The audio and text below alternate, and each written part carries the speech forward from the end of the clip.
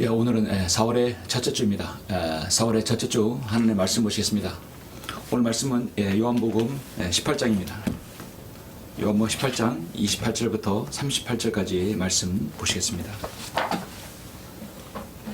우리 주님께서 잡히시고 빌라도에게 신문 받으시는 장면입니다. 요한복음 18장 28절로 38절까지 제가 봉독해 올리겠습니다. 그들은 예수를 가야파에게서 재판정으로 끌고 가니 때가 새벽이더라. 그 사람들이 재판정 안으로 들어가지 않는 것은 자기들이 더럽히지 않아야 유월절 양을 먹을 수 있기 때문이더라. 그때 빌라도가 그들에게 나와서 말하기를 너희가 무슨 일로 이 사람을 고소하느냐고 하니 그들이 대답하여 그에게 말하기를 그가 행악자가 아니라면 우리가 그를 당신에게 넘겨주지 않았을 것이니이다 라고 하더라. 그러자 빌라도가 그들에게 말하기를 그를 데리고 가서 너희의 율법에 따라 재판하라고 하니 유대인들이 그에게 말하기를 우리가 누구를 사형에 처하는 것은 적법치 못하나이다 라고 하더라. 이는 예수의 말씀 즉 주께서 어떤 죽음으로 죽으실 것인지 예시로 말씀하신 것이 이루어지게 함이더라. 그때 빌라도가 다시 재판정으로 들어가서 예수를 불러 그에게 말하기를 내가 유대인의 왕이냐고 하니 예수께서 그에게 대답하시기를 그 말이 내 스스로 하는 말이냐 아니면 다른 사람들이 나에 관하여 너에게 해준 말이냐라고 하시더라. 빌라도가 대답하기를 내가 유대인이냐 너희의 민족과 선임 제사장들이 너를 나에게 넘겨줬으니 내가 무엇을 하였느냐고 하니 예수께서 대답하시기를 나의 왕국은 이 세상에 속한 것이 아니니라. 만일 나의 왕국이 이 세상에 속한 것이라면 내 부하들이 싸워서 나를 유대인들에게 넘어가지 않게 했을 것이라. 그러나 지금은 나의 왕국이 여기에 속한 것이 아니니라고 하시더라. 그러므로 빌라도가 주께 말하기를 그러면 내가 왕이냐고 하니 예수께서 대답하시기를 내 말이 옳도다. 내가 왕이니라. 이 일을 위하여 내가 태어났고 이런 연유로 내가 세상에 왔으니 진리를 증거하려는 것이라. 진리에 속한 자는 누구나 나의 음성을 듣느니라고 하시니 빌라도가 주께 말하기를 진리가 무엇이냐고 하더라. 이 말을 한 후에 그가 다시 유대인에게 나와서 말하기를 나는 이 사람에게서 아무런 잘못도 찾지 못하였노라. 38절까지 말씀입니다. 오늘 말씀을 위해서 잠시 기도하시고 하나님 말씀 듣겠습니다. 존귀하시고 위대하신 아버지 하나님 감사를 드립니다. 허물과 죄들 가운데 죽었던 저희들을 예수 그리스도의 그 귀하신 사역과 주님의 보배로운 피로 저희들을 구속하여 주시고 주님의 자녀로 삼아주시며 저희들이 주님의 생을 하나님께서 저희들의 생을 지켜주시고 저희들의 온전한 생을 하나님께 이탁할 수 있는 저희들의 그런 믿음을 허락해 주심을 감사합니다. 저희들에게 바른 말씀을 허락하셔서 바른 말씀 안에서 영과 진리로 경배드릴 수 있도록 인도해 주시고 이렇게 오늘 4월에 참으로 화사한 봄날에 첫 주 귀한 예배를 드릴 수 있도록 인도하심을 감사합니다. 오늘 저는 이 설교를 통해서 우리가 하나님께 어떤 질문으로 어떤 대답을 아버지 하나님 질문으로 또 어떤 대답을 받아서 우리 생이 더 윤택하고 하나님 앞에 합당한 생활을 할 것인가 잘 숙고하는 시간 될 수 있도록 인도하여 주시옵소서. 이 세상 모든 사람들이 진리를 알지 못한 채 살아가고 있습니다. 바라옵고 원하옵기는 한 사람이라도 주님의 뜻에 따라서 진리가 무엇인지를 알고 구원받아서 자신의 생이 구원받는 그런 놀라운 역사가 일어날 수 있도록 인도하여 주시옵소서. 말씀에 기름 부어 주시길 원합니다. 주 예수 그리스도 이름으로 기도드렸습니다. 아멘. 오늘 말씀 제목은 가장 현명한 질문이라는 제목으로 설교를 하고자 합니다. 가장 현명한 질문입니다. 하나님께서는 사람을 창조하실 때 인간을 창조하실 때 질문할 수 있는 존재로 창조하셨습니다. 생각하면서 판단하고 또 질문할 수 있는 것이죠. 하나님께서 자신의 피조물을 통해서 하나님을 사랑하게 하고 교제하게 하고 또 의문을 제기해서 그것을 해결하는 그런 피조물로 창조하신 것입니다. 동물 세계에서는 결코 질문이 존재하지 않습니다. 그저 펼쳐지는 상황에 따라 본능적으로 움직일 뿐입니다. 자기 방어, 자기의 종족 보존 또 자기의 생존 보존을 위해서 움직일 뿐입니다. 사람을 사람답게 하는 것은 바로 질문이 있다는 것입니다. 왜? 왜? 궁금하기 때문에 질문이 있는 것이죠. 이 왜라는 질문이 마음속에 정직하게 자리 잡고 있을 때 그 사람의 삶은 무의미하지 않고 정말 가치 있는 삶을 살 수 있을 것입니다. 요즘 현대사회에서는 이 본질적인 왜라는 질문보다 더 자주 하는 것들이 있습니다. 왜가 아니라 어떻게, how, 어떻게입니다. 왜가 아니라 어떻게 하여서 답을 얻는가? 인간 스스로 무엇을 어떻게 해서 해결하는가? 심지어 신의 영역까지 도전한다는 그런 개념에서 나온 것입니다. 왜 우리는 약할까? 왜 인간은 죽을까? 왜 세상에 종교가 있었을까? 이런 부분에서 많은 사람들이 질문을 하게 되죠. 질문에는 7가지 힘이 있다고 합니다. 질문을 하면 답이 나오기 때문입니다. 질문을 하면 생각을 자극합니다. 질문을 하면 정보를 얻습니다. 질문을 하면 통제가 됩니다. 질문을 하면 마음을 열게 합니다. 질문을 하면 귀를 기울이게 합니다. 질문을 하면 설득이 되는 것이죠. 우리는 하나님 말씀의 성경을 보면 수많은 질문들이 나오고 답변이 나오는 것을 알 수 있습니다. 그 질문과 답변에서 우리는 인간의 근본적인 문제와 해결점이 다 나온다는 것이죠. 성경에는 질문이 크게 2가지가 나옵니다. 하나님께서 인간에게 하는 질문이 있고 또 인간이 하나님께 하는 질문이 있습니다. 그렇다면 성경의 첫 번째 질문은 누가 누구에게 하는 것일까요? 성경에는 수많은 질문이 있지만 가장 첫 번째 하는 질문은 하나님께서 인간에게 하는 질문입니다. 성경의 최초의 질문은 바로 창세기 3장 9절에서 하나님께서 아담을 부르시는 장면입니다. 주 하나님께서 아담을 부르시고 그에게 말씀하시기를 내가 어디 있느냐? 내가 어디 있느냐? 이미 아담과 이브는 범죄를 한 이유입니다. 하나님께서 금지한 열매를 그들은 먹은 이유입니다. 우리는 과연 어디쯤 있는 것입니까? 우리는 어디와 있는 것입니까? 아담과 이브에게 하나님께서 그들이 어디 있는지 모르고 하나님께서 물으시는 것이 아닙니다.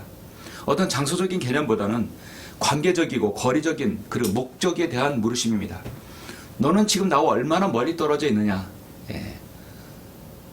너는 나와 그 전에 교제하고 이렇게 교통하고 그런 관계에 있는데 지금 얼마나 떨어져 있느냐는 질문이겠죠. 그래서 아담은 핑계로 자신을 방어하는 대답으로 하게 되죠. 내 이름이 무엇이냐?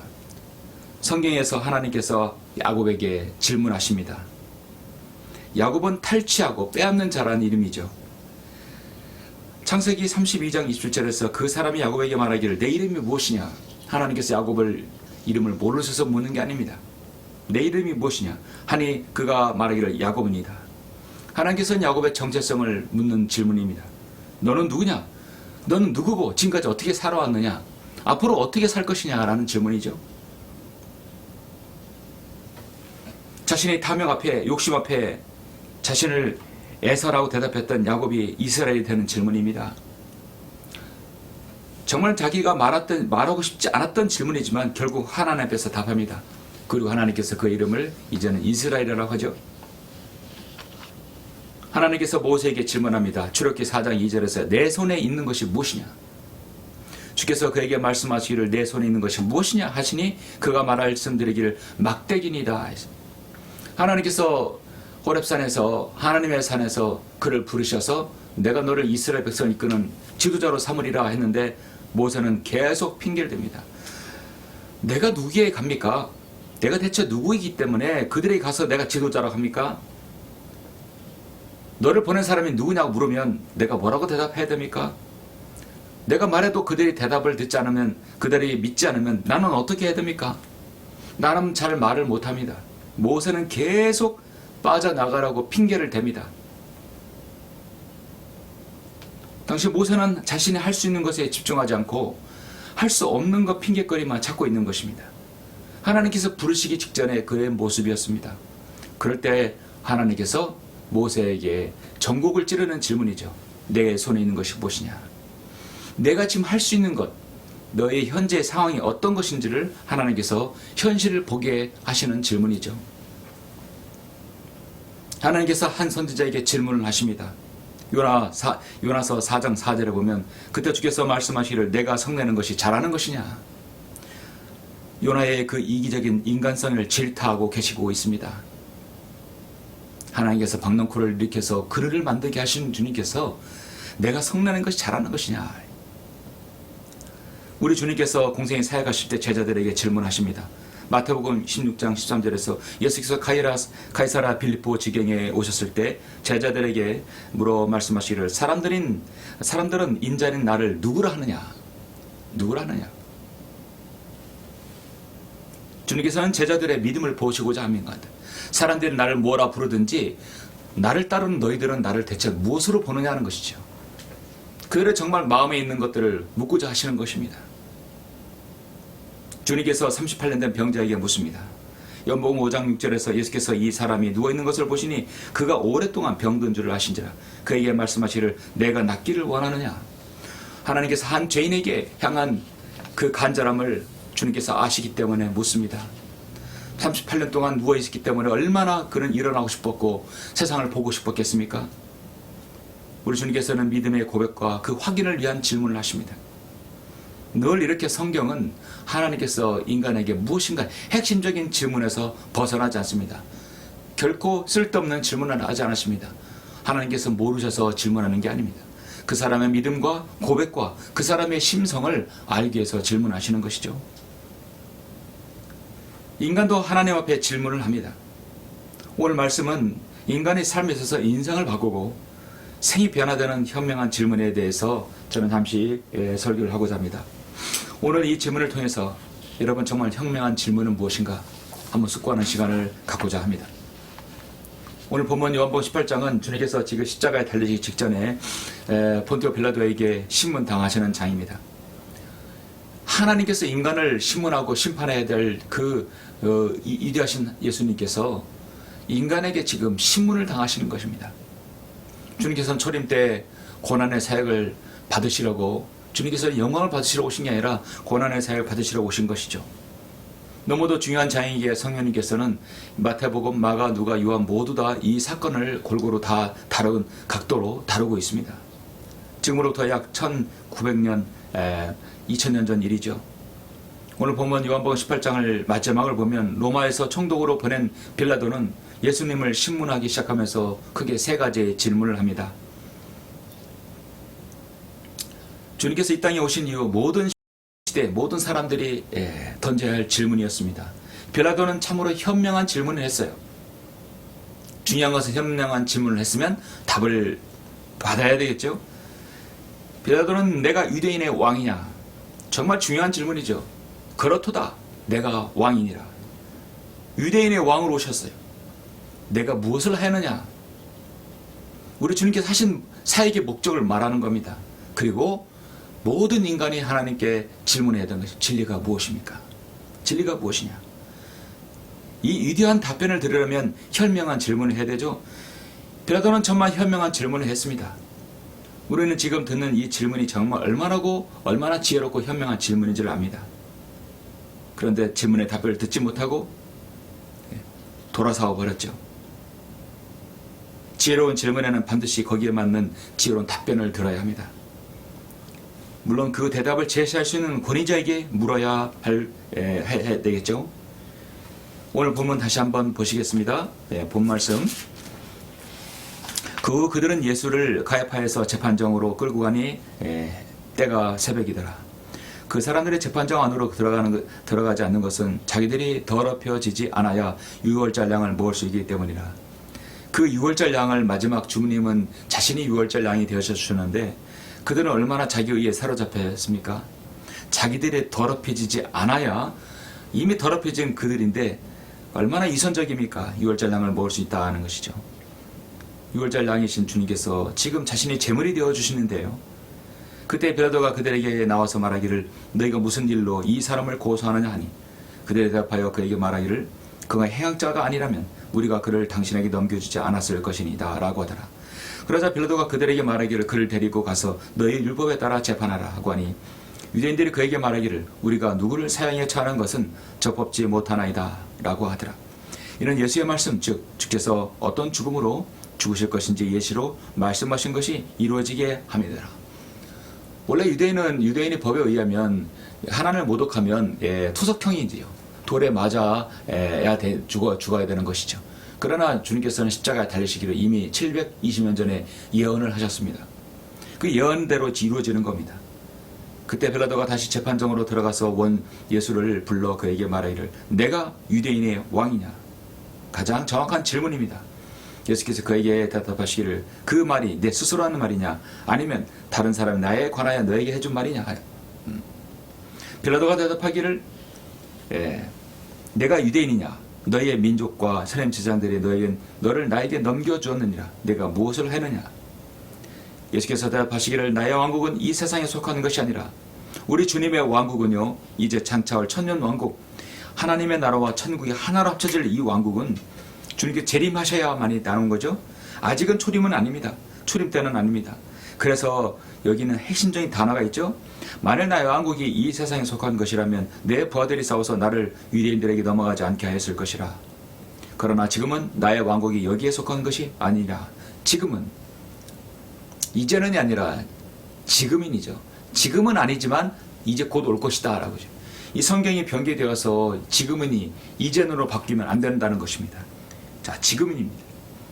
그러므로 빌라도가 주께 말하기를 그러면 내가 왕이냐? 유대인의 왕이냐? 내가 왕이냐? 예수께서 대답하시기를 내 말이 옳도다. 내가 왕이니라. 우리 주님의 짧은 답변입니다. 내가 왕이니라. 이 일을 위하여 내가 태어났고 이런 연유로 내가 세상에 왔으니 진리를 증거하는 것이라. 진리에 속한 자는 누구나 나의 음성을 듣느니라 했습니다. 그렇죠? 진리에 속한 사람은 주님의 음성을 듣죠. 이 땅에 태어난 모든 사람의 생명은 소중합니다. 우리는 한 사람의 죄인이 거듭나고 그 사람이 인류에게 영향을 끼친 일을 생각하면 한 사람의 회심이 얼마나 중요한지를 압니다. 일반적으로 많은 그리스도인들이 인류의 역사를 움직인 3대 회심을 말한다면 크게 세 사람의 회심을 말할 수 있죠. 사도 바울의 회심이죠. 잠시 후에 살펴보겠지만 사도행전 9장에 보면 사도 바울의 회심을 통해서 기독교의 기초가 교리가 든든하게 세워졌고 바울을 통해서 아시아 지역의 복음이 유럽 지역에 퍼졌던 것입니다. 그리고 신약 성경이 이렇게 또 나오게 되었죠. 이방인에게 복음이 전파되는 계기가 되었던 것입니다. 사도 바울의 회심은 엄청난 사건입니다. 또 둘째 마르틴 루터의 회심입니다. 마르틴 루터의 회심으로 종교 개혁이 일어났죠. 루터는 아버지의 소원에 따라서 법학을 공부하다가 친구가 벼락에 맞아 죽은 일이 계기가 되어서 회심을 하고 가톨릭 수도사가 되었지만 결국 가톨릭의 모든 비성경적을 알고 나와서 종교 개혁을 했던 것입니다. 종교 개혁은 엄청난 중요한 시점이죠. 또 존 웨슬리의 회심입니다. 웨슬리가 올드스 거리의 작은 집회에서 회심을 함으로써 감리교가 탄생했죠. 이 세 사람의 회심은 인류 역사에 엄청난 영향을 끼치게 되었던 것입니다. 이 사람 못지않게 중요한 한 회심이 있습니다. 중요한 회심입니다. 누가 뭐래도 내가 회심해야 되는 것이 바로 여러분 자신이 예수 그리스도를 믿고 구원받다는 그 회심 너무나 소중합니다. 여러분의 인생은 소중하기 때문입니다. 한 사람의 회심은 한 개인의 삶을 바꾸고 가정을 바꾸고 주변을 바꾸고 사회를 바꾸고 국가를 바꾸고 세계를 역사를 변화시키게 됩니다. 여러분의 회심으로 지금 무엇이 변하고 있습니까? 여러분의 그 회심 안에는 작은 질문들이 모여져 있을 것입니다. 나는 왜 이럴까? 나는 왜 이렇게 살까? 나의 인생의 죽음 이에는 무엇이 있을까? 끊임없는 계속해서의 여러분의 그 질문이 있었기 때문입니다. 오늘 인류 역사에서 가장 중요한 질문을 하는 것을 봅니다. 여러분, 현명한 질문에는 현명한 답변이 드려야 되는데 그 답변을 들을 만한 사람에게 물어야 되겠죠. 빌라도는 만화의 왕이신 주님께서 창조 하나님께 질문을 합니다. 그리고 그 질문을 들어야 되겠죠. 저는 이 시간 우리 인간이 하나님께 드려야 할 또 물어야 할 질문은 세 가지를 잠시 여러분에게 말씀을 드리겠습니다. 정말 이 세 가지 질문은 여러분에게 꼭 필요한 질문입니다. 이것은 정말 현명한 질문입니다. 자, 가장 현명한 질문 첫 번째. 진리가 무엇이냐? 진리가 무엇이냐? 이 세상에는 진리라는 말을 가끔 합니다. 그러나 진리를 알지 못한 사람이 진리를 논하기도 합니다. 여기 지금 빌라도가 예수님을 신문하면서 마지막으로 질문을 합니다. 그는 이 질문을 하기 전에, 이 현명한 질문을 하기 전에 내가 왕이냐고 물었습니다. 내가 유대인의 왕이냐고 물었을 때 주님께서는 내가 왕인이라고 대답하셨습니다. 이제 38절에서 빌라도는 질문합니다. 빌라도가 주께 말하기를 진리가 무엇이냐? 진리가 무엇이냐? What is true? 예, 진리가 무엇이냐? 이 말을 한 후에 그가 다시 유대인들에게 나와서 말하기를 나는 이 사람에게서 아무런 잘못도 찾지 못하였노라. 당연히 찾지 못하였겠죠. 그러나 질문하고 답변을 듣지 못하였습니다. 역사상 가장 위대한 질문이 나왔습니다. 그것도 진리이신 그분 앞에서 진리를 물었던 것입니다. 그 같은 영광이 어디 있겠습니까? 그분은 곧 예수 그리스도께서는 빌라도에게 해답을 줄 수 있는 유일한 분이셨습니다. 만화의 왕, 만주의 주이신 예수 그리스도께서는 자신의 목적과 성경 위대하신 주제에 대해 모든 답변을 주실 수 있습니다. 하나님께서 자기 의로 가득 찬 욥에게 쏘나게 질문을 하셨습니다. 욥기서 38장에 보면 수많은 질문을 했을 때 욥은 하나도 답변을 하지 못했어요. 그렇도록 모든 직분을 답변할 수 있는 유일한 사람은 바로 예수 그리스도입니다. 하나님께서는 인간에게 질문할 때는 분명히 의도가 있는 것이죠. 그러나 또 인간이 하나님께 질문했을 때는 현명한 질문을 해야 합니다. 빌라도는 순간 진리의 말을 듣자 귀가 쏠깃합니다. 진리를 증거하는, 내가 세상에 왔으나 진리를 증거하는 것이라. 왔으니 진리를 증거하는 것이라. 진리에 속한 자는 누구나 나의 음성을 듣니라. 진리? 계속 진리를 말씀하는 거예요. 그러면 진리가 무엇이냐? 물었으면 그 답변을 들어야 되겠죠. 권력과 명예와 안락에 쾌락의 정욕으로 찌든 정치인이었지만 누가 과연 이 위대한 주제가 거론되는 것을 듣고 호기심이 가지 않겠습니까? 그러나 그는 구속되어 자신 앞에 끌려온 이 사람에게서 위대한 답변을 드리라고 생각하지 않고 즉시 비웃으며 돌아와서 버린 것입니다. 사실 유대인들이 그 문제로 사건을 자신은 개입하고 싶지 않았던 것이죠. 누가복음 2, 3장에 보면 이렇게 말씀하는데요. 누가복음 2, 3장 1절로 7절 보면 누가복음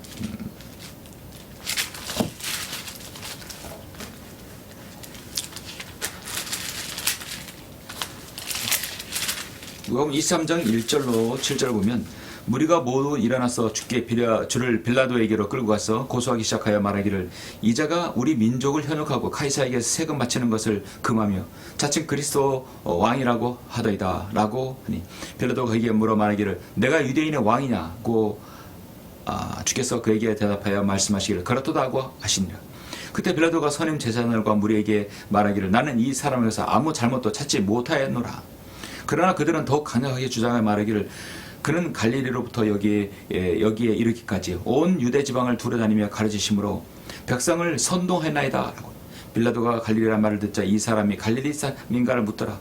그런 후에 그가 헤롯의 통치 구역에 속한 줄을 알자마자 당시 예루살렘에 있던 헤롯에게로 그를 보내니라. 일단 자기가 이 정치적으로 골치 아픈 일에 휘말려 들고 싶지 않았던 것입니다. 마태복음 27장에 보면 27장 11절을 보면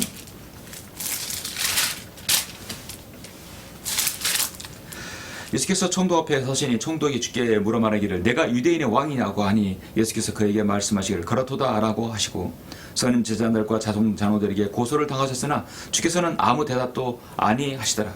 그때 빌라도가 주께 말하기를 그들이 얼마나 많은 것으로 너에게 대해 증거하는지 듣지 못하느냐고 하나 주께서는 그에게 한마디도 대답하지 아니하시니 총독이 매우 이상하게 여기더라. 그래서 아무래도 여기서부터 자신이 잘못을 찾지 못했던 것이죠.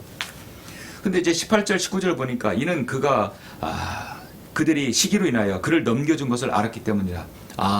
죄가 없는데 유대인이 시기로 인하여서 넘겨줬구나. 결정적으로 19절에 보니까 빌라도가 재판사에 앉아 있을 때 그의 아내가 그에게 보내어 말하기를 당신과 그 의로운 사람 사이에 아무 일도 없게 하소서. 괜히 일에 휘말리지 말고 그냥 풀어주라 하는 것이죠. 내가 오늘 꿈에 그 사람을 인하여 많은 것으로 고통을 받았나이다 라고 하더라. 당신과 그 의로운 사람이라고 했습니다. 이 빌라도의 아내도 알았던 것이죠. 괜히 이 일에 휘말리기를 원하지 않았던 것입니다. 정치적으로 이렇게 빠져 있는 사람은 권력과 명예와 안락에 있는 사람들은 어떤 구설수에 휘말리는 걸 가장 싫어합니다. 그래서 그거를 자신에게 다른 통치 영역이 아니기 때문에 관여하고 싶지 않았던 것이죠. 성경에서 진리라는 말은 전체 222개의 구절에서 235회에 쓰여졌습니다. 진리가 그토록 많이 쓰여졌지만 사실 진리를 모르는 사람들이 너무나 많죠. 진리가 무엇입니까, 여러분? 진리가 무엇이냐? 우리 주님께서 여기 지금 답변하시려는데 이는 답변을 듣지 못하였기 때문에 제가 대신 성경을 들어서 답변을 합니다. 진리가 무엇이냐 물으면 우리는 무엇이라 말해요? 첫 번째는 주 하나님의 말씀이 진리입니다. 하나님 말씀이 진리입니다. 요한복음 17장 17절에서 아버지의 진리로 그들을 거룩하게 하여 주옵소서. 아버지의 말씀은 진리입니다. 하나님 말씀은 진리이시며 하나님의 복음과 복음을 가르치고 확건 의의 교리도 진리라 불릴 수 있습니다. 진실로 내가 너에게 말하노니 하늘과 땅이 없어지기 전에 율법의 1.1획도 모든 것이 이루어지기까지 결코 없어지지 아니하리라. 하나님 말씀은 진리의 말씀이라 했고 진리의 성경이라고 다니엘서 10장 21절에서 말씀합니다. 성경 앞에 진리가 나오고 말씀 앞에 진리가 나옵니다. 그래서 진리의 말씀, 진리의 성경입니다. 전화번호부처럼 단순한 사실들로 가득한 책이 아닙니다. 전화번호는 1년이 지나면 또 바뀌어버려야 돼요. 지금 뭐 전화번호도 없지만 여러분 그런 책이 아닌 것입니다. 10년, 100년이 지나도 지금 수백 년, 400년이 지나도 킹제임스 성경의 권위는 여전합니다. 하나님 아버지께서 진리의 말씀으로 저와 여러분을 낳으셨습니다. 진리의 말씀으로 공부를 하겠습니다. 예수 그리스도께서 본인이 주님께서 바로 자신이 진리이십니다. 하나님 아버지의 독생자이신 예수 그리스도 안에는 은혜와 진리가 충만하다라고 말씀하고 있습니다. 진리를 전파하는 것을 목적으로 하는 선지자들도 바로 진리 자신을 진리이신 주님을 바로 미리 예언했던 것이죠. 가장 무엇보다도 요한복음 14장 4장 6절에서 14장 6절 7절에서 주님은 이렇게 말씀하십니다. 나는 길이요 진리라. 나는 길이요 진리요 생명이라. 이 세상에 어떤 사람도 나는 길이요 진리라고 말한 사람은 역사상 없습니다. 하나님께서 그런 말을 허용하게 하실 수 없는 것이죠. 나는 길이요 진리요 생명이라. 나로 말하면 저거는 아버지께로 올 사람이 아무도 없느니라. 세 번째로 전능하신 주 하나님께서 가져오시고 완성하신 영원한 세계가 바로 진리입니다. 그래서 진리는 하나님 아버지의 말씀이고 예수 그리스도고 영원한 것이라는 겁니다. 영원한 것은요 변하지 않아야 되는 것이죠. 여러분 요한계시록에는 진리라는 말씀이 없습니다. 왜냐하면 요한계시록은 진리가 보이는 형태로 밝히 드러나기 때문에 예수님과 하나님 자신이 들리기 때문에 진리라는 말을 쓰지 않습니다. 천연왕국에서 주를 알라고 외치는 선자들이 없듯이 왜냐하면 하나님 자신이 예수님 자신이 만왕의 왕으로 계시기 때문에 더 이상 선지자가 필요하지 않다는 것이죠. 이 땅을 밝히시고 왕국의 통치가 되실 주님께서 있을 때 선자가 필요 없듯이 영원 세계에서도 마찬가지 진리신 주님께서 자신이 진리이기 때문에 요한계시록엔 진리가 나오지 않는 것입니다. 자신이 진리이기 때문입니다. 요한복음 7장 3절에서 영생은 이것이니 곧 사람들이 유일하시고 참 하나님이신 아버지와 아버지께서 보내신 예수 그리스도를 아는 것입니다. 그러므로 우리는 진리를 간단 명료하게 정리하자면 진리는 예수 그리스도 자신이고 그 다음에 진리는 영원하다는 것이 변하지 않고 영원하다는 것입니다. 이 세상에는 모든 죄인들은 이 질문을 가지고 진리를 찾아야 되고 질문을 해야 합니다. 모든 학문, 철학, 종교 선행들, 각종 성사들 모든 것들이 이루어져도 그 공허함은 채워줄 수 없는 것이 이 세상에 있는 것들입니다. 그러나 진리가 들어가면 모든 것이 채워지는 것이죠. 한 죄인에게 있어서 가장 위대한 질문은 바로 하나님께서 아시기를 원하는 겁니다. 바로 진리죠. 여러분도 이런 고백 가운데 주님을 만났습니다. 그리고 예수님을 영접해서 여러분도 진리를 찾았죠. 진리를 소유했을 것입니다. 복음은 단순합니다. 예수 그리스도께서 인류의 죄를 위하여 희생제물이 되셨음을 알고 그분을 개인의 구주로 믿어 영접하는 것입니다. 이것이 인류를 위한 하나님의 구원 계획입니다. 여기에서 무엇을 덧붙일 필요도 없고 뜸들일 필요도 없습니다. 내가 내 입으로 주 예수를 시인하고 또 하나님께서 그를 죽은 자로부터 살리신 것을 내 마음에 믿으면 구원을 받으리라. 이는 사람의 마음으로 믿어 의르고 입으로 고백하여 구원에 이른다고 말씀하고 있습니다. 제가 몇 년 전에 쓴 책이 이 백만장자의 마지막 질문이라는 책인데요. 이 책은 약 10여 년 전에, 오랜 전에 이 세상에 나왔던 책의 어떤 타이틀입니다. 백만장자의 마지막 질문. 삼성그룹의 창업자 고 이병철 회장이 한 철학자에게 질문을 남겼습니다. 그래서 질문을 남기는데 이 철학자 김영규가 답변을 잘못했어요. 그런데 이 질문이 너무나 현명한 질문들이 가득 찼습니다. 그래서 제가 고 이병철 회장이 묻고 철학자 김영규가 답했지만 인간과 하나님에 대해 성경적인 통찰로 다시 해답을 주는 책. 그래서 제가 이병철 회장의 질문을 다시 성경적으로 제가 다시 답변을 한 것이죠. 원래는 이 철학자의 답변이 너무도 허무맹랑하고 거짓으로 답변했기 때문에 이 질문을 제대로 답을 들으면 반드시 구원받게 되어 있습니다. 정말 인생이 변하게 되어 있습니다. 이병철 회장은 훌륭한 현명한 질문을 했지만 그 현명한 대답을 듣지 못하고 죽음을 맞이한 것이죠. 그 질문들이 어떤 질문인가 여러분 한번 보십시오. 신은 존재를 어떻게 증명할 수 있는가? 신은 왜 자신의 존재를 똑똑히 드러내 보이지 않는가? 우주 만물이 창조주라고 신은 우주 만물의 창조주라고 하는데 무엇으로 증명할 수 있는가? 생물학자들은 인간도 오랜 진화 과정의 산물이라고 하는데 신이 인간의 창조와 어떻게 다른가? 인간이나 생물도 진화의 산물이 아닌가? 정말 진화인가 창조인가를 묻는 것이죠. 언젠가는 생명의 합성, 무명장수의 시대도 가능할 것 같다. 이처럼 과학이 끝없이 발달하면 신의 존재도 부인되는 것이 아닌가. 신이 인간을 사랑했다면 왜 고통과 불행과 죽음을 인간에게 주었는가. 영혼이란 무엇인가. 정말 중요한 질문이죠. 예수는 우리의 죄를 대신 속죄하여 죽으셨다는데 우리의 죄란 무엇인가. 왜 우리로 하여금 죄를 짓게 내버려 두는가. 성경은 어떻게 만들어졌는가. 성경의 부자가 천국에 들어가는 것을 약대가 바늘구멍에 들어가는 것에 비유했는데 부자는 악인이란 말인가? 종교는 무엇인가? 신은 왜 악인을 만들었는가? 천주교를 믿지 않고는 천국에 갈 수 없는가? 신부와 수녀는 어떤 사람인가? 왜 그들은 독신을 하는가? 로마 가톨릭인 공산주의와 어떤 상관관계가 있는가? 정말 지구의 종말은 오는가?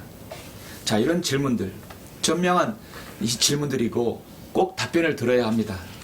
여러분, 그래서 이 답변을 들으면 이 모든 것을 정확한 해답을 얻을 수 있습니다. 이 광야소리 선교에서 여러분 신청하시면 제가 여러분 무료로 우송해 드립니다. 자, 가장 현명한 질문 두 번째는 주여 내가 어떻게 하기를 원하시나이까. 정말 좋은 질문이죠. 꿈받은 인간이 하나님께 드려야 할 질문 중에 하나입니다. 주여 내가 어떻게 하기를 원하시나이까. 잠시 사도 바울의 회심 장면을 보시죠. 사도행전 9장 1절로 6절 보시겠습니다. 사도행전 9장 1절로 6절 보시죠. 한편 사울은 여전히 주의 제자들에 대하여 유업과 살기를 내뿜으며 제사장들에게 가서 다마스커스에 여러 회당에 보낼 서신을 청하니 이는 그가 이 도에 속한 자를 보면 남자든지 여자든지 잡아서 예루살렘으로 데려오려 함이더라. 한마디로 예수 그리스도를 믿는 그리스도인을 잡아다 지금 박해하고 죽이기 위해서 지금 다마스커스로 가는 겁니다. 그 길을 떠나 다마스커스에 가까이 왔을 때 갑자기 하늘로부터 한 줄기 빛이 그를 둘러 비추는지라. 그 땅에 엎드려 그에게 말하는 음성을 들으니 사울아 사울아 내가 왜 나를 박해하느냐고 하시더라. 그러자 그가 말하기를 주여 당신은 누구시니까. 사도 바울의 답변은 바로 나옵니다. 주여 주여라고 부르죠. 당신은 누구시니까. 하니 주께서 말씀하시기를 나는 내가 박해하는 예수라. 가시체를 걷어 차는 것이 내게 고통이라고 하시더라. 그가 떨며 놀라서 말하기를 주여 내가 어떻게 하기를 원하시나이까. 주여 내가 어떻게 하기를 원하시나이까. 가장 위대한 질문 중에 하나입니다. 주여 내가 어떻게 하기를 원하시나이까 라고 하니 주께서 그에게 말씀하시기를 일어나서 성읍으로 들어가라. 그러면 내가 행해야 할 일들을 내게 일러주리라 고 하시더라. 바로 사도 바울의 회심의 장입니다. 사도 바울에게 있어서 자신이 구원 간증을 두고두고 하는 그 참으로 일생의 중요한 순간이기도 합니다. 자신은 사도행전 26장이나 여러 장에서 복음을 전할 때 내가 다마스쿠스라는 도중에 주님을 만났다. 그리고 내가 하나님께 이런 질문을 했다고 사도 바울의 그런 간증이 나오는 장입니다. 우리 그리스도인은 자신의 구원 간증이 명확해야 합니다. 언제 어떻게 구원받았는지 여러분 때로는 간증할 수 있기 때문입니다. 여러분은 어떻게 언제 또 어떤 시점에서 누굴 통해서 구원받으셨습니까? 누구나 그 구원의 시점은 있습니다. 누군가에게 대답해 줘야 할 일이 있을 것입니다. 복음을 전할 때든 어떤 때든 있을 것입니다. 초대교인 예루살렘 교회가 탄생했을 때 이제 부흥을 일기 시작했습니다. 부흥하던 시절에 스데반 집사가 유대인들의 돌에 맞아서 순교당하는 사건이 발생하는데 그때 그 당시에 바로 사도 바울이 사울이라는 이름으로 거기 있었죠. 사도 바울의 그 정말 놀라운 활약으로 인해서 교회들은 더 흩어져 버렸습니다. 흩어지면서 복음이 더 퍼지게 되는 계기가 되었던 것이죠. 흩어진 성도들은 가는 곳에서마다 예수님은 구세주요 메시엠을 더 전하게 되는 것입니다. 박해하면 박해할수록 더 복음이 퍼지는 것은 여러분 이런 것은 얼마나 아이러니합니까? 이것이 하나님의 섭리인 것입니다. 다마스커스로 흩어졌던 성도들도 예수님은 하나님의 아들이 메시아이며 구세주란 사실을 전함으로 믿는 성도가 생겨나니까 사도 바울은 또 거기 가서 또 박해하려고 쫓아가는 것입니다. 스데반 집사가 돌에 맞아 죽을 때 옳소 그를 돌로 쳐 죽여야 하오. 거기에 찬동했던 사람이 바로 사도 바울이 아닙니까? 그는 산에 들인 공회에 가서 대제사장에게 예수 그리스도를 믿고 섬기는 그리스도를 체포할 수 있는 그 권한을 부여받은 공문서를 지금 달라고 하는 것입니다. 그리고 받았어요.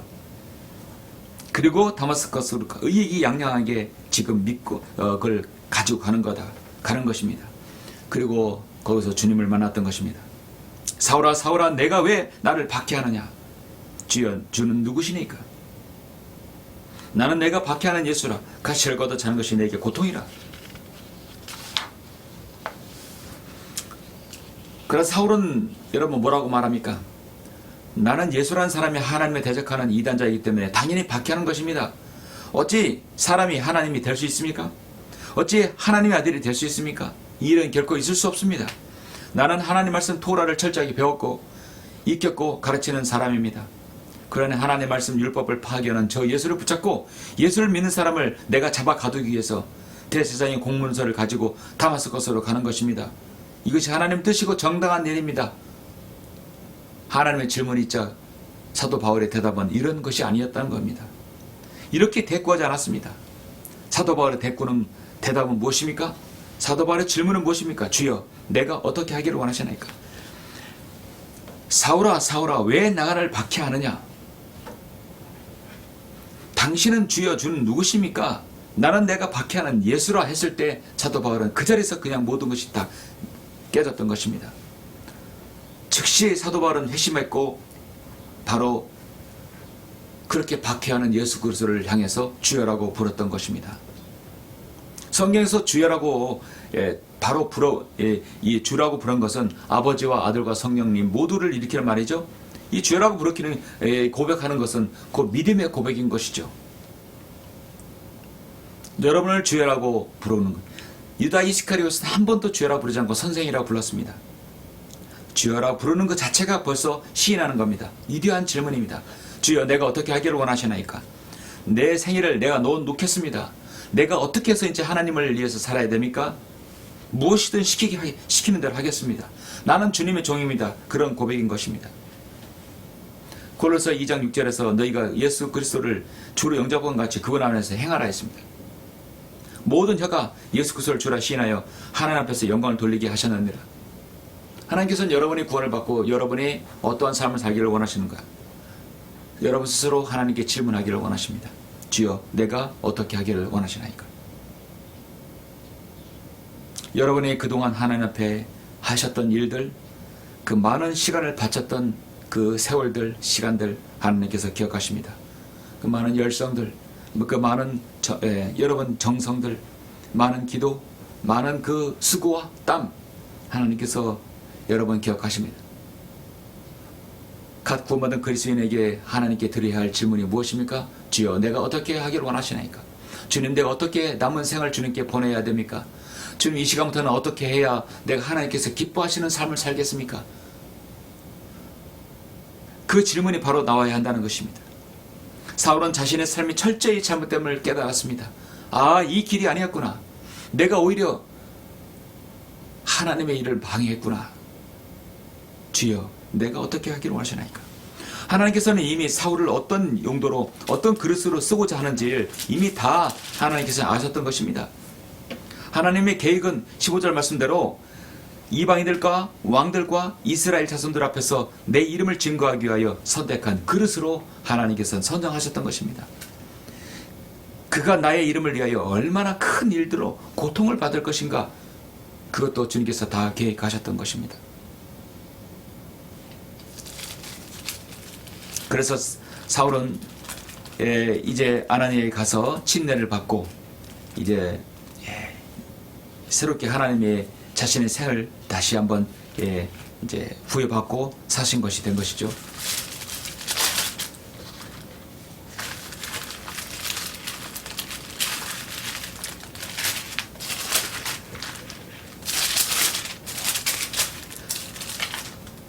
사도 바울의 삶은 사도행전 26장에 보면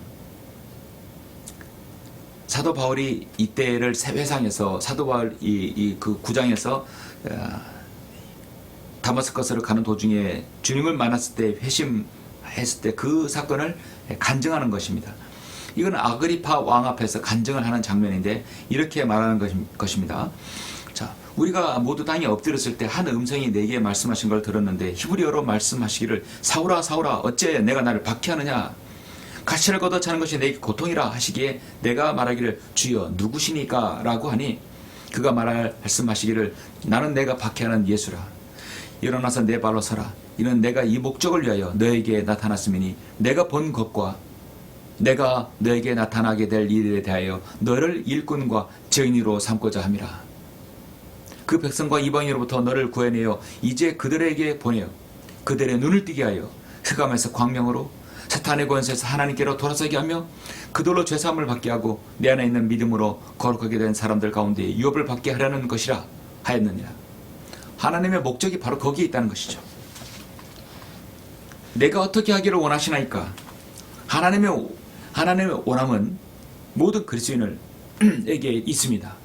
사도 바울에게 원하는 것은 너는 이방인들에게 눈을 뜨게 해서 흑암에서 광명으로 사탄의 권세에서 하나님께로 그들로 죄사함을 받게 하고 내 삶에 있는 말씀으로, 내 안에 있는 말씀으로 그들을 거룩하게 하라. 이것이 하나님께서 사도 바울에게 원했던 그 일인 것이죠. 사도 바울은 자신의 모든 일들이 결국 하나님의 일을 위한 열성으로 알았지만 그것이 그 하나님의 일을 방해했던 것을 알았던 것입니다.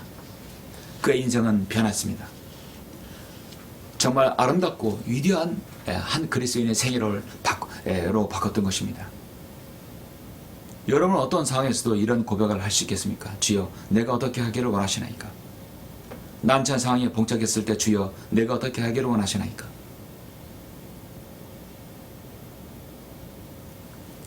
내가 무엇을 버려야 됩니까? 내가 무엇을 포기해야 됩니까? 내가 무엇을 내려놓아야 됩니까? 그랬을 때 하나님의 역사가 일어나는 것이죠. 가장 현명한 질문, 마지막 세 번째. 왜 하나님의 말씀이 변개되었는가? 이건 바로 모든 그리스도인이 또 우리가 알아야 될, 또 해야 할 현명한 질문입니다. 하나님의 말씀이 변개는 제 인생을 바꿔놨습니다.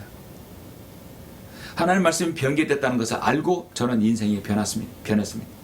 제 오랜 옛 친구로부터 1993년, 지금으로부터 약 31년 전이죠.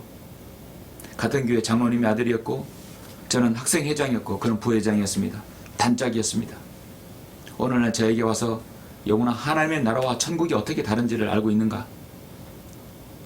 나는 하늘천 나라국에서 하나님 나라, 천국 다 같은 말으로 생각했던 것이죠.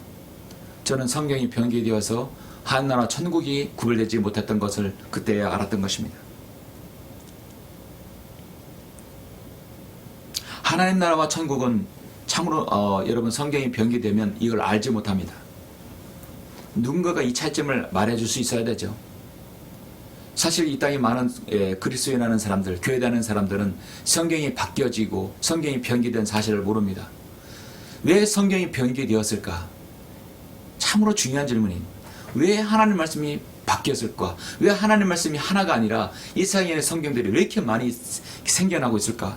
왜 출판사들이 성경을 이렇게 찍어내고 있을까? 그 말씀은 왜 각각 서로 다를까? 그런 질문은요, 진리를 찾기에 충분합니다. 그 중에 하나의 질문 중 하나가 왜 하나님 말씀이 변개되었고 거기에는 하나님 나라와 천국이 왜 바뀌었을까 하는 것이죠. 마태복음 6장 30절에 보면 오히려 너희는 하나님 나라와 그분의 일을 구하라. 그러면 이 모든 것을 너에게 더해 주시리라. 하나님 나라 나오죠? 주님께서 마태복음 3장 2절에서 너희는 회개하라. 천국이 가까이 왔느니라. 주님께서 또 마태복음 4장 7절에서 예수께서 전파하여 시작하여 말씀하시기를 회개하라. 천국이 가까이 왔느니라. 왜 마가복음은 하나님 나라가 가까이 왔다고 했고 왜 천국이 가까이 왔다고 왜 그렇게 말씀하셨을까? 분명히 다르기 때문입니다. 하나님 나라는 영적인 왕국이고 천국은 실적이고 정치적인 왕국이고 물리적인 왕국입니다. 우리 주님께서는 영적인 나라와 하나님 나라와 천국을 모두 가져오시는 유대인의 왕이었습니다. 그런데 그 천국을 유대인이 거부했던 것이죠. 여러분이 개인적으로 구원받았을 때 첫 번째 하는 질문, 주여 내가 어떻게 하기를 원하시나이까? 그런 다음에 여러분 질문을 받은 다음에 성경에 수많은 많은 여러분 변개가 되었다는 사실을 알고 왜 성경이 바뀌었을까? 왜 성경이 변개되었을까라는 질문을 할 수 있습니다. 답변은요, 성경의 질문은 의도적이다. 성경의 질문은 절대 우연이 아니다는 것이죠. 사탄이 인간에게 그리스도인에게 바른 진리의 말씀을 알지 못하게 하기 위해서 중간에 가로채고 자신의 마귀의 일꾼들을 시켜서 성경을 바꿔버린 것입니다. 성경의 변개는 분명히 의도적이고 사탄의 의도가 있는 것입니다. 예수 그리스도의 신성을 격화시키고 주님의 재림을 없애고 주님의 보혈을 없애고 구원받지 못하게 하고 구원받은 사람에게는 진리의 말씀을 오히려 나누지 못하게 하기 위해서 성경이 변개된 것입니다. 사랑하는 성도 여러분, 말씀을 맺겠습니다. 호주의 프랭크 제너라는 한 그리스도인은 자신의 생애 40년 동안 두 가지 질문을 가지고 늘 거리 설교를 하고 복음을 전했습니다. 그의 전도지는 두 가지 질문이 있습니다. 그러면서 지난 사람에게 말합니다. 죄송합니다, 선생님. 혹시 구원 받았습니까? 첫 번째 질문. 두 번째, 오늘 당신이 죽게 된다면 하늘나라에 갈 수 있을 확신이 있습니까? 프랭크 제너는 1960년대, 지금으로부터 여러분 바로 80년 전입니다. 그렇게 거리에서 복음을 전하는 것에 참으로 은사가 있었습니다. 여러분 지금도 거리에서 인간은 죽습니다. 죽은 다음에 지옥에 갑니다. 어떤 누가 기분 좋게 들을까요? 그렇게 사람들은 그렇게 돌직구처럼 질문하는, 초면에 보는 사람에게 질문하는 그런 질문에는 반기지 않죠. 요즘에 반기지 않습니다. 거기서 전하는 그의 두 가지 질문. 당신은 구원받았습니까? 당신은 죽는다면 오늘 죽는다면 하늘나라 갈 수 있습니까? 이런 질문에 호의적인 사람이 결코 없을 것입니다. 프랭크 제너는 40년 동안 이 두 가지 질문 위에 그렇게 호주에서 복음을 전하였습니다. 그렇지만 그는 생전에 자신의 전도로 예수님을 만나고 구원받다는 그런 말을 한 번도 듣지 못했습니다. 그렇게 결실이 없어 보이던 제너 씨는 거리 설교 이후에 20년이 지나면서 세계 곳곳에서 결실이 맺어지기 시작했는데, 영국에 목회를 하던 딕슨 목사가 다니던 집회에 어떤 성도들이 시드니 조지 거리에서 어떤 전도를 하는 노인 때문에 내가 예수님을 믿게 되었다라고 그런 얘기를 듣습니다. 그 이야기는 여러분 제 유튜브를 보면 더 자세히도 나와 있어요. 여러분, 20년 전에 들었던 그 복음을 듣고 구원받아서 다 사람들이 간증했는데, 그런 간증을 한 사람이 한둘이 아니라는 얘기죠. 당신은 구원받았습니까? 당신은 오늘 죽게 된다면 하늘나라 갈 수 확신이 있습니까? 라는 그 질문을 듣고 호기심이 생겨 예수 그리스도를 믿게 되었다는 것이죠. 그렇게 구원받은 사람이 계속해서 많아지자 직접 호주로 찾아가서 그 노인이 바로 프랭크 제너시라는 것을 알았던 것입니다. 여러분, 오늘 빌라도는 본문에서 가장 이두한 질문을 내놓고서 그 답변을 듣지 못하고 돌아서 버렸습니다. 정말 중요한 질문이었습니다. 진리가 무엇이냐? 그리고 답변을 듣지 않았던 것이죠. 빌라도는 지금도 땅을 치고 후회할 것입니다. 지옥에서 지금 그는 울부짖으며 후회할 것입니다.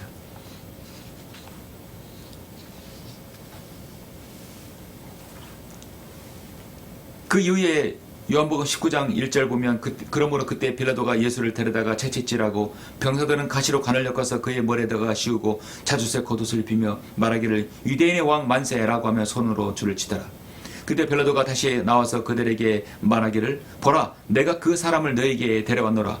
이는 내가 그에게서 아무런 잘못도 찾지 못하였음을 너희로 알게 하라는 것이라. 분명히 빌라도는 알았습니다. 그의 부인도 알았고 그도 알았습니다. 그러나 군중의 그런 절대적인 그런 밀란과 군중의 이런 음성을 듣고 그는 그 말을 하지 않을 수 없었어요. 그를 십자가에 못 박으소서, 그를 십자가에 못 박으소서라는 그런 말을 듣고 아무런 잘못도 없는 그에게 그렇게 명할 수 없었습니다. 그리고 그런 자신이 살기 위해서 빌라도는 바로 그 예수 그리스도를 넘겨줬던 것입니다. 십자가에 못 박으라고 넘겨줬던 것이죠. 19장 13절 15절 보시면 그때 빌라도가 이 말을 듣고 예수를 끌고 나와 히브리어로 갓바다, 즉 돌로 고정된 길이라고 하는 곳에 있는 재판석에 앉더라. 그날은 유대 6월절이고 6월절 예비이고 제60점이더라. 그가 유대인에게 말하기를 너희의 왕을 보라 고 하니 그들의 소리기를 처단하소서 처단하소서 그를 십자가에 못 박으소서라고 하더라. 빌라도가 그들에게 말하기를 너희의 왕을 내가 십자가에 못 박으랴 하니 선임 제사장들의 말이기를 카이사 외에는 우리에게 왕이 없나이다. 결국은 빌라도도 두 손을 들었던 것입니다. 진리에 대한 답변도 듣지 않고 그렇게 했던 것입니다. 성난 군중을 무시할 수 없었고 자신의 정치적인 입지는 있어야겠고 양심은 찔리고 십자가에 못 박으라는 말을 듣고 그런 명령을 내리지 않을 수 없었던 것입니다.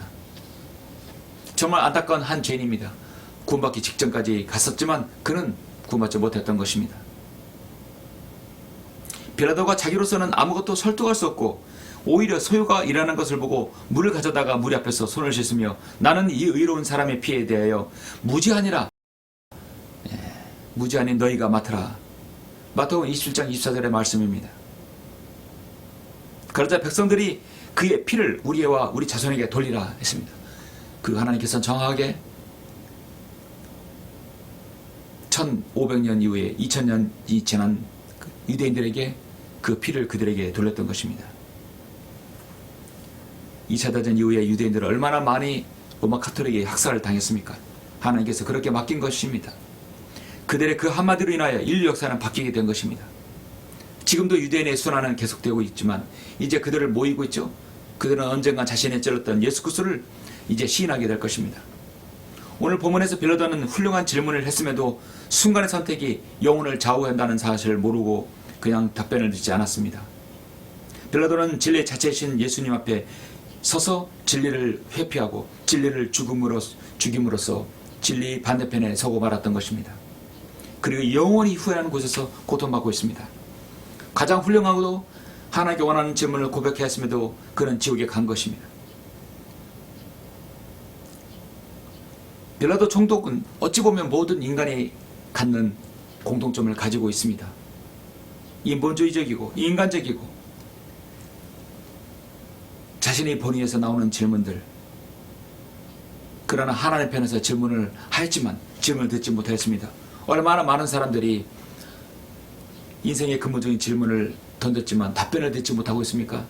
얼마나 많은 사람들이 매일매일의 생활에 쫓기고 분망하며 살다가 가고 정말 진리가 무엇이냐는 질문을 하지 못하고, 더군다나 내가 앞으로 어떻게 생을 살아가야 될까는 그런 질문도 하지 못하고 죽습니까? 여러분은 어떤 질문으로 하나님께 질문하며 삽니까?